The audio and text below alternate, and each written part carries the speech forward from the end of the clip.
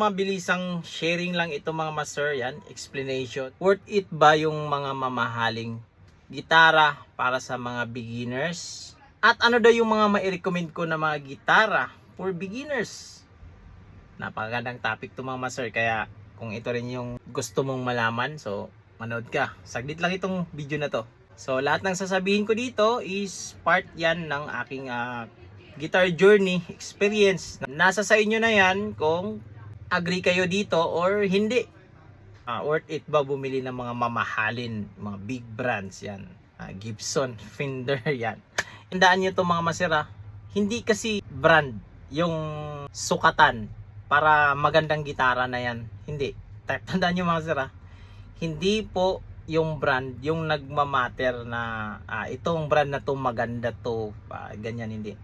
Nasa kamay mo yan kung komportable ka ba o hindi. Kasi yung mga neck ng gitara, example, yung neck nito, may iba-ibang feel yan, may iba-ibang sukat yan. Merong D shape, C shape, yan. May iba-iba na yan, yung pakurba dito, yan.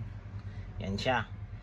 So ito, para sa akin, komportable siya sa kamay ko. Pero yung iba na mga kilala ko na gitarista dito, mga kaibigan ko, pag naghawak sila nito, ayaw nila nito. Gusto nila si Brave. Oh, yan, si Butiki, si Church Swami Bar. Comparison nila, oh. At sa body. Yan, hindi lang sa neck, pati yung body sobrang nipis, oh. Magandang gitara is hindi yan sa brand. Nasa feel talaga yan. Hawakan mo muna yung gitara kung komportable ka bang i-play siya. Yun yung unang-unang titignan. Based ito sa experience ko, meron ako dating Epiphone Les Paul Traditional Pro. Yan. Pag titignan mo yung kanyang brand Epiphone at yung bago nating gitara ngayon na Epiphone din, same silang brand pero magkaiba sila ng model. 1960s Tribute at yung ating dating Epiphone is Traditional Pro. So ngayon, pareho naman sila ng brand pero magkaiba sila ng feel mga master. Kasi dito ako sa mga high frets, pag gamit ko yung Epiphone na Traditional Pro, nahihirapan ako ditong high frets. Dito, komportable ako, naabot ko pa yung neck pickup. Ang kaibahan ng dalawa is magkaiba sila ng neck profile. Kahit same sila na brand, magkaiba sila ng neck profile. Kasi ang neck nito is slim tip ito, manipis yung neck nito. Actually, i-compare ko siya kay Brave na naka Wizard 3 neck. Same sila kasi slim tipper itong neck na to. Sir, tandaan nyo 12 frets ha. Yan. So, naka 1.8 cm. Diba? Napakanipis. Ngayon, susukatin ko yung ating Les Paul. Les Paul natin sa 12 fret is yan, galing dito, yan, sa pinakasagad is 1.5 cm. Yan,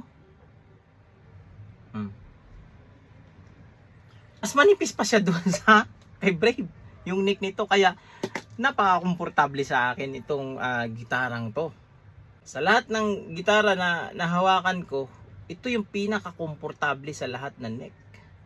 Note mga master, para sa akin lang yun. Komportable ako nun.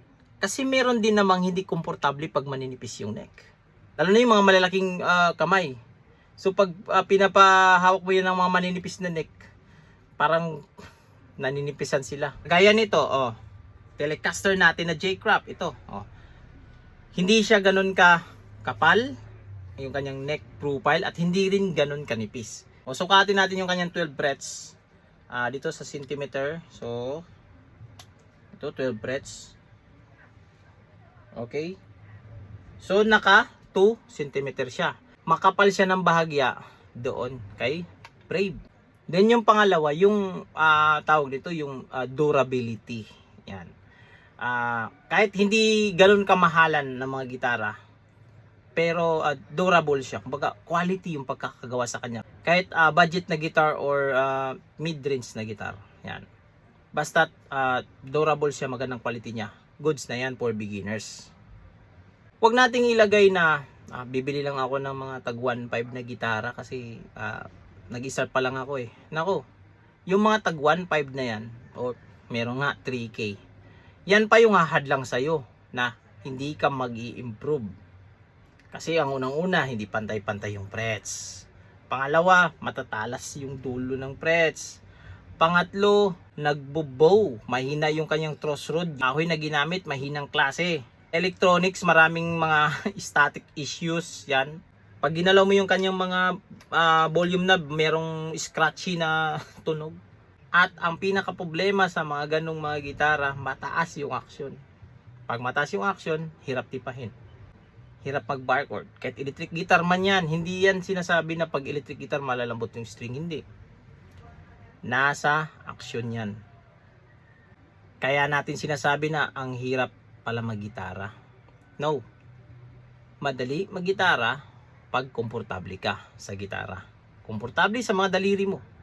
Kasi isa sa dahilan kung bakit hindi tayo mag-improve, hindi all the time tayo. Kasi marami na ngayon, accessible na ngayon yung mga knowledge about sa gitara. Minsan sa gamit natin pala. Sa mga may recommend ko naman dyan na mga gitara, pasok na si J-Craft dyan. Kasi si J-Craft, kahit budget lang siya na gitara, pero tignan nyo yung action niya mga master. Kaya nang bahala dyan magtingin.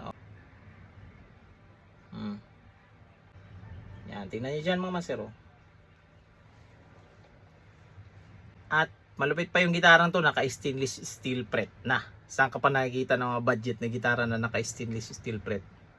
Kaya isa sa mga may recommend ko talaga yung gitarang to, J-Craft. Beginners pa lang tayo, hindi natin alam una-una yung lapatan ng mga gitara. Kung saan-saan lang natin ilagay. Minsan nasasandal pa natin sa kanto. Pag nasandal natin sa kanto, pag dumula siya, bang, tumba. Pag tumba niyan, crack yan. May magka-crack talaga yan kasi take note, kahit mamahalin man yan, 300,000, 200,000 na gitara, still kahoy pa rin yan. Pag nabagsak yan ng malala, may crack talaga yan. Take note naman sila, hindi ko sinasabing bawal na. Kung rich boy ka, rich kid, yan, marami kang pambili ng gitara. Walang problema yan, bumili ka ng mga mamahaling gitar. Pero para sa mga guitarista nag-i-start pa lang, yan, gitara Gibson, tapos binili ko, tapos yung pera na yun is ilang taon kong pinaghirapan para mabili ko yung Gibson, tapos baguhan pa lang ako, then nalaglag ko, di ko sinasadya na ako, grabing panghinayang yun. Kaya mas maganda pa rin yung pipiliin nyo yung gitara na hindi ka mahalan, pero lumalaban, may quality ba? Isingit ko na to, yung ating gitara J-Craft Guitars is available din ito sa Guitar Pusher at Jolly Music. Meron na rin ito sa Perfect Tone. Yan. So hanggang dito lang. This is Mark Music. God bless you all. Peace out.